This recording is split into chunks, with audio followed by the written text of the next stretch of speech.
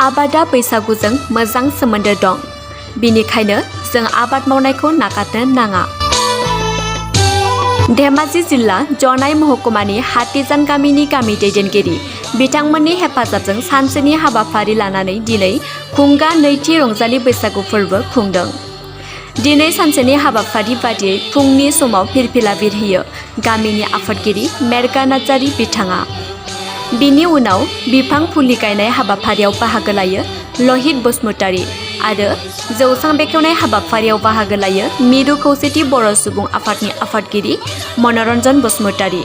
बेजों लोगोसे हाबाफारियाव बाहागो लायो जनाय दखरा दुलाराय बर' फरायसा आफादनि आफादगिरि गसाइ नार्जारी, लेङाइ आफादगिरि सत्यजित बसुमतारी गामि दैदेनगिरिफोरजों दिनैनि हाबाफारिखौ जाफुंसार होयो।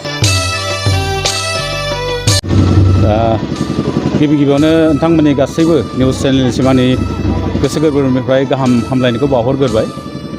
जिहेतु दिनै जोबोद गेदेर सान बुंनो थाङोबा आंनि थाखाय आंनिनो गामि हातिजानाव दिनै नैथि खेबनि थाखाय रंजालि बैसागु बिदाय फोरबो बेयाव खुंदों। बेयाव आंखौ आलासि हिसाबै लिंहरदों।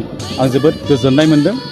आरो जिहेतु आंनिनो गामि आरो गामियावनो थानानै मानसिफ्रा जिहेतु समाज बेबस्था जिहेतु रायजो जानायनि बा रैखाथिनि खोथाखौ सानो गामियावनो बेखौ लोब्बा लाखिनानै दिनै हातिजान गामिया रंजालि बैसागु खुंदों। बे रंजालि बैसागु फोरबो खुंनाया खालि खुंनांगौ होननानैल' खुंनाय जायाखै थारमाने। बे खुंनायनि ओंथियानो जाहैबाय जोंनि गामिनि जिबिलाक हारिमु आयदा हक, राव हक, जिथु फोथायनाय खान्थि हक, गासैबो बेलायाव लोब्बा लाखिनानै जाहाथे बेफोरखौ फोथांनानै इयुन जोलैनो होलांनो हायो बिनि मोनसे नाजानाय, मोनसे संग्राम बेयो।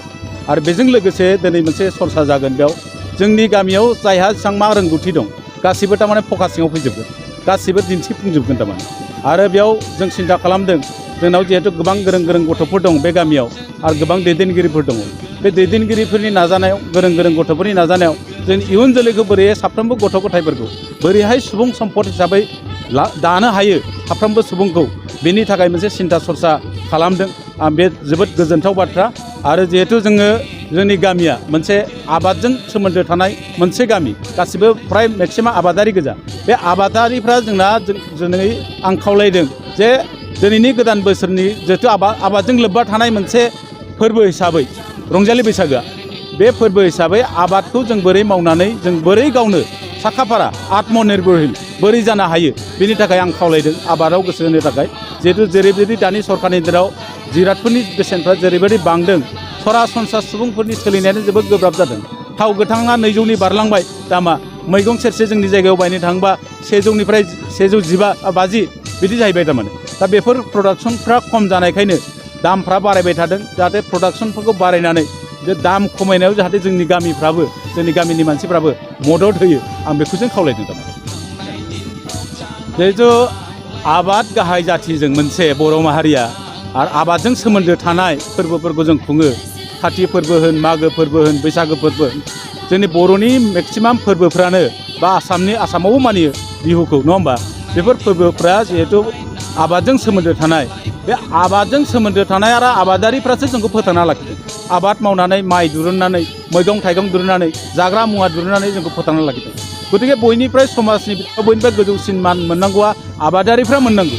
सरकारि लेभेलनिफ्राय जिल्लायाव सासे सानै होनाय जायो, खिन्थु थोजासे नङा।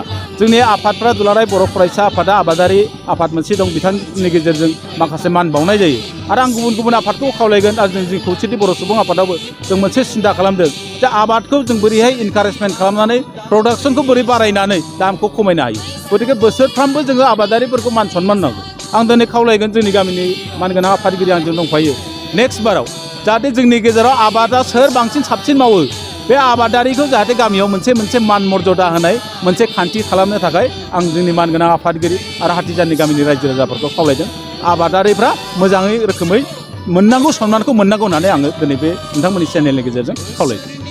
आंनिखौ जोंहा खुंगा नैथि बैसागु फोरबो फालिथाय हातिजान गामिया नैथि खेब जोंहा खुंनाय जादों।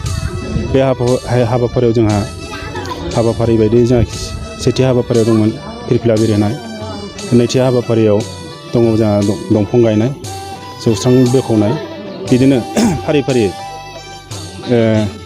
गेलेनाय आयदा दं जोंना। माखासे जेरैहाय जिदु बुख्रुबनाय, थालिर दंफां गायनाय, दिरुं बोनाय, हांसो हमनाय आरो लोगोसे बैसागो बादायनाय दङ। बेयो फारि फारि हाबाफारि जोंना उननि हाबाफारियाव जालांबाय थागोन।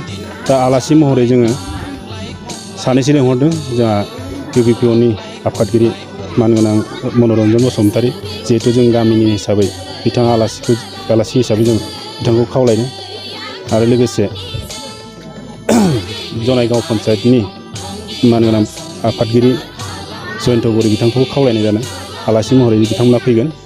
दा जोंना उद्देश्यआ जाहैबाय जिहेथु रंजालि बैसागुखौ जोङो जेरैहाय गाजा गोमजायै जों फालिनांगौ, मोनफ्रोमबो बिथिंजों लानानै जों गामिया माने जौगानायनि बिथिंखौ लानानै, जिहेथु दा डिजिटेल मुगा हिसाबै जोङो जोंनि बे ओनसोलखौ, जोंनि गामिखौ माबोरै जों जौगा खालामनो हागोन, बेखौ मिजिं लानानै जों मोनसे हाबाफारि लानानै दिनै सानसेनि हाबाफारि लानाय जादों।